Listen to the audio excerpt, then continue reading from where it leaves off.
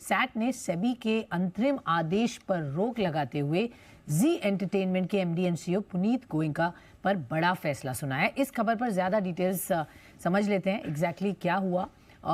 वरिष्ठ सहयोगी ब्रजेश कुमार हमारे साथ जुड़ रहे हैं। ब्रजेश, सबसे पहले बताइए, सैट ने सेबी और पुनीत गोयनका मामले में क्या फैसला सुनाया है?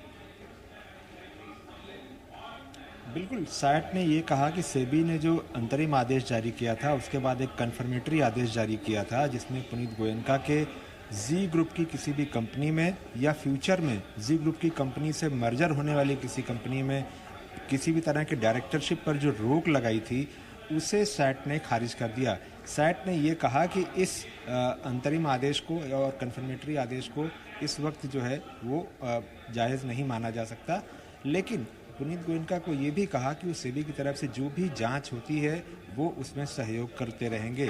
साथ ही ये भी कहा कि सेबी को भविष्य में जांच में अगर कोई बहुत बड़ी बात मिलती है तो सेबी उस वक्त अपने नियम के हिसाब से फैसला लेने में सक्षम रहेगा। साथ ही ये भी कहा कि ये जो अंतरिम आदेश है इसका किसी भी तरह से और कोई मतलब नहीं निकाला जाना चाहिए।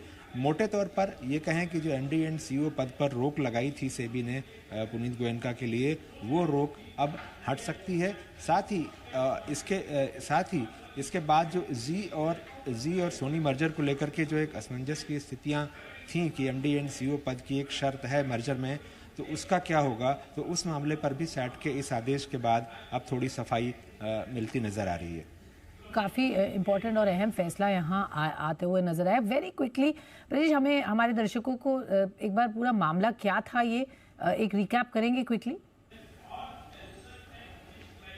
बिल्कुल, मामला ये था कि सेबी ने अपनी जांच में इस तरह के आरोप लगाए थे कि कुछ पैसों की साइफनिंग की बात सेबी ने कही थी, तो लेकिन उस आदेश उसके तथ्य में जो भी इस बात को लेकर सेबी की तरफ से जो भी तथ्य रखे गए थे, सैट ने उसको ठीक नहीं माना इस स्थिति में, अभी की स्थिति में, और इसी वजह से जो अंतरिम आदेश था सेबी का उसको खारिज कर दिया।